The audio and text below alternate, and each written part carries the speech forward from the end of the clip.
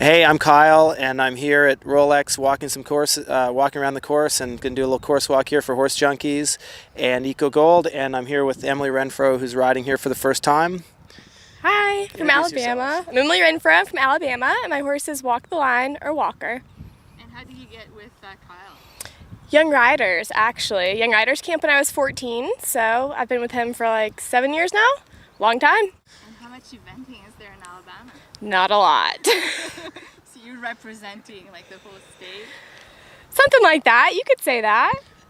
Someone told me yesterday that actually Emily's only the second person from Alabama to qualify for a 4-star. So it's sort of a much bigger deal probably than she's going to let on.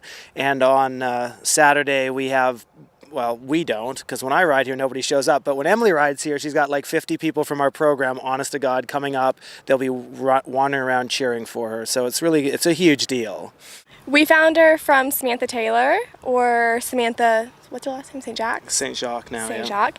And Kyle watched her go. She ran a novice and 2 trainings, and he called me before he was going to do the jogs for Parker at the Pan Ams and was like, I have this chestnut mare. You need to come try her out.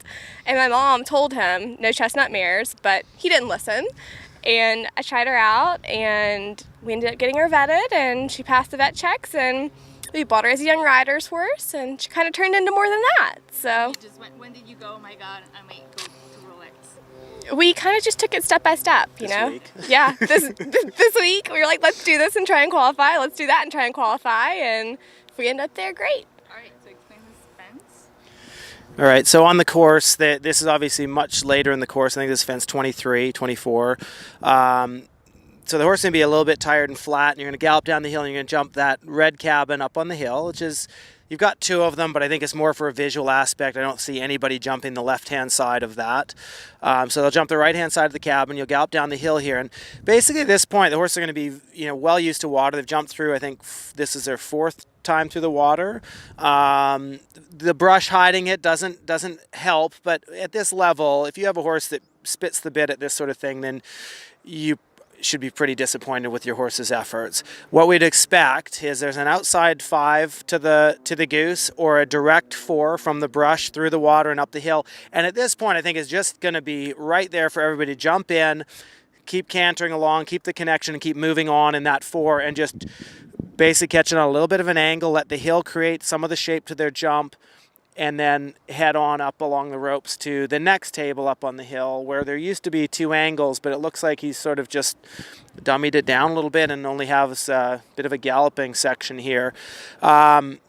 What you're going to see for mistakes here is going to be that when you land, the water isn't too deep, and then a stride into it, it gets up to sort of the top of your rubber boots. And so the horses are going to, usually if they go and, compress on water, it's not usually right at the landing, it's in the stride after. So what you're going to see is people believing that they have it when they land, and then finding themselves 2 strides in, and the horse going a bit like a jet ski, splashing water on its belly a bit. So the riders have to be very determined to stay on that. And as I just said to Emily when we were walking it, at this point in the course, the rider's going to be a little bit tired as well. Emily's been with us all winter, riding some of our young horses and stuff, trying to get basically fit without being, maybe fully aware of it, but fit for these moments where you're not fatigued. You're going to be galloping along. Hopefully she'll finish up at the end of the course and be like, well, that wasn't that bad.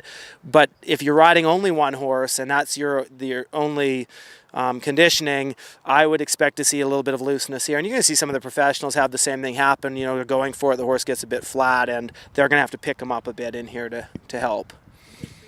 Thoughts on the entire course? I think it's great. I think it's a little bit. I think it's softer than last year. Now, last year I walked it and said I don't think it's that bad, and it caused a world of trouble. So apparently I don't know what I'm talking about.